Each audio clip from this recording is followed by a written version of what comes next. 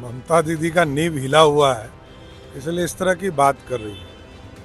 Bharatiya Janata party तो 3 विधायक से 77 विधायक जीत गया। उनके सामने लगातार नीतीश कुमार जी ने सुशासन दिया है।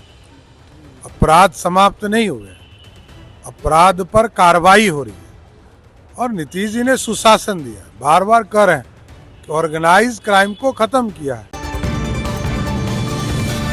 बिहार के नए गृह मंत्री सम्राट चौधरी ने पदभार संभालते ही एंटी रोमियो स्क्वाड को पुनर्जीवित करने और माफियाओं को सजा दिलाने का पूरा प्रबंध कर लिया है। जी हां, सम्राट चौधरी एक्शन में आ चुके हैं और इसके साथ ही उन्होंने ममता बनर्जी को खूब सुनाया है और सीधा कह दिया है कि जिनके नींव खुद हिल चुके हैं वो बीजेपी को क्या हिलाएंगे। इसके साथ ही उन्होंने राबरी आवास को खाली करने को लेकर भी कह दिया है कि जैसी करनी वैसी भरनी। अब जो कोर्ट के आदेश होंगे, जो न्यायालय कहेगा वही होगा। आपको उनका बयान भी सुनाएंगे इस रिपोर्ट में।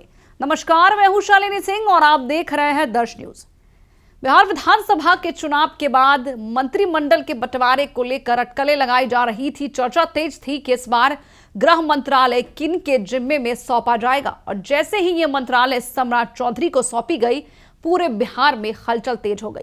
आरजेडी ने तंज कसे कई आरोप लगाए और ये भी कहा कि जिन सम्राट चौधरी के मत्थे पहले से ही कई आरोप गढ़े हुए हैं, वो गृह मंत्री बनकर बिहार को विकास नहीं निराशा के रास्ते पर ले जाएंगे। लेकिन अब नए पदभार संभालते ही सम्राट चौधरी फुल एक्शन में आ चुके हैं और उन्होंने साबित कर दिया है कि बिहार से किस तरीके से अपराध को कम करेंगे, किस तरीके से बेटियों की सुरक्षा के लिए वो काम करेंगे। दरअसल सम्राट चौधरी ने 400 लोगों का एक लिस्ट बनाया है जिसमें उन सभी लोगों के नाम दर्ज है जिन पर पहले किसी आपराधिक मामले में केस दर्ज है या फिर शक के आधार पर जो महिलाओं और बेटियों के लिए असुरक्षित माने जा सकते हैं। साथ ही उन्होंने एक टीम की गठन की है जो कि स्कूल और कॉलेजों के बाहर रहेंगे और बेटियों की सुरक्षा को सुनिश्चित करेंगे। इसके साथ ही उन्होंने ममता बनर्जी को खूब सुनाया है और राबरी आवास को लेकर भी लालू परिवार पर तंज कसा है।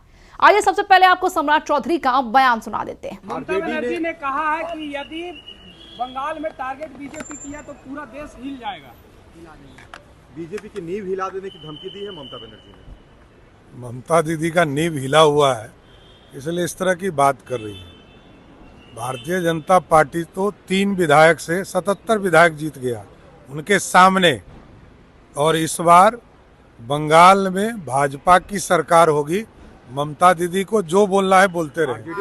क्राइम बुलेटिन आपके जाने के बाद लगातार नीतीश कुमार जी ने सुशासन दिया है। अपराध समाप्त नहीं हुए, अपराध पर कार्रवाई हो रही है और नीतीश जी ने सुशासन दिया है। बार बार कह रहे हैं कि ऑर्गेनाइज क्राइम को खत्म किया है। आपराधिक घटना हो रही है, चिंता का विषय है और आगे उसको भी ठीक करना है। इस पर सरकार पर 400 लोगों की सूची आपने जारी की है सर, खलबलाहट मच गई है सर। नहीं, वो तो कोर्ट न्यायालय को तय करना है, न्यायालय को समर्पित किया गया है।